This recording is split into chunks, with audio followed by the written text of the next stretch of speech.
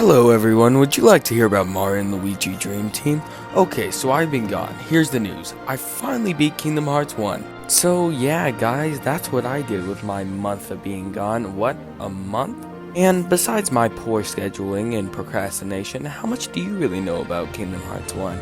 Besides Choco's odd hatred for this game, which I would say is uncalled for because this game is a great game, one of the best JRPGs. It is a JRPG mixing Disney and Final Fantasy, developed by Square Enix and owned completely by Disney. So to catch you up, I'll give you a rundown of my playthrough of the game. So Kingdom Hearts 1 starts out with little Sora diving into the heart and having a weird aneurysm for some reason, because I don't think he can pronounce any of this. Somebody get him a doctor. And after the weirdest dream of your life, you wake up on this weird island named Destiny Islands, with all these weird Final Fantasy characters that we're not going to talk about, and Riku and Kairi. And someone gave Riku a heavy metal album for Christmas because he's having way too much teen angst in the corner to help with this project, and Kairi's being Kairi. So Sora is left by himself to build this raft, and I will tell you, Sora did carry those boats and the logs. But the night before this voyage, everything goes wrong, and Heartless attacked the island. So I'm not going to go too deep into Kingdom Hearts lore, but a Heartless is what happens when the heart leaves the body, and a nobody is something that I will not talk about right now because mental anguish. But you know Sora's got that dog in him, so he tries to attack the Heartless with his wooden sword, and that doesn't really work. So main character moment later, we have a Keyblade, and this actually works on the Heartless, which is another thing I'm not going to explain for the sake of mental anguish. And while this is all going on, Donald and Goofy find that their king, King Mickey, has left the castle and they're all alone. So they go out on a quest with Jiminy Cricket of all people to go find them, and they're set off with a weird ship called a gummy ship, which will be important later. But next thing you know, Sora finds himself dead in an alley in this weird place called Traverse Town with a bunch of Final Fantasy characters that we're not going to cover at this moment. And Donald and Goofy find themselves in this place also, trying to search for King Mickey, who told them to go find this weird guy named Leon. And when our two parties clash, they meet this guy named Guard Armor, which is a Heartless enemy, which is the first boss in the game. And basically this boss is pretty easy, just a tutorial boss, but we crush this guy, and then we meet up, and then we eventually discover each other's quests. So we go out together on a magical ride. We go into the magical world of Disney IP, everyone. Aren't you excited? I said, aren't you excited? And throughout these Disney worlds, which I will name in a second, we find many magical partners from the likes of Tarzan, Olympus Coliseum, Wonderland, Aladdin, Monstro, Halloween Town, Peter Pan Land. Yes, the peanut butter is here in himself. But in Kingdom Hearts games, this is just kind of what happens. You go through many different Disney IPs so that way they get that big paycheck, if you know what I mean. And you get strapped along the way. You get strapped with the likes along of summons that include Mushu, Genie, and even Bambi, for goodness sakes. How are we not strapped at this point to handle Riku, which is still being angsty in the corner? Too many Teenage Rock albums. But we also get some powerful magic that can warp time and gravity and command all the Avatar elements that include fire, earth, wind, and ice. Yeah, you thought I was going to say water, didn't you? But we don't.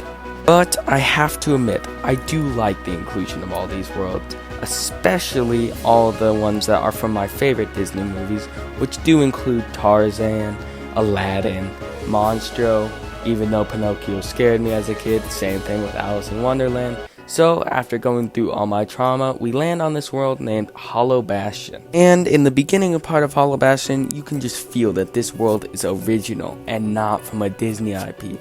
So that means it's automatically going to be harder. And in the beginning of this world, we see Riku, which yay, we found him. But no, he stole the Keyblade and took all of our friends. Relatable, am I right? So to go find Kairi and get a date, we meet up with this guy named Beast, who's trying to look for this girl named Belle. And I forgot to mention, throughout this game, all the Disney villains that include Ursula and Captain Hook and all those people are trying to kidnap all the princesses to do some evil plot, like end of the world type stuff. Classic Disney movie. And Beast, through the power of his heart, which isn't really explained how he does it, but he just does, just finds his way here, and he's an absolute beast.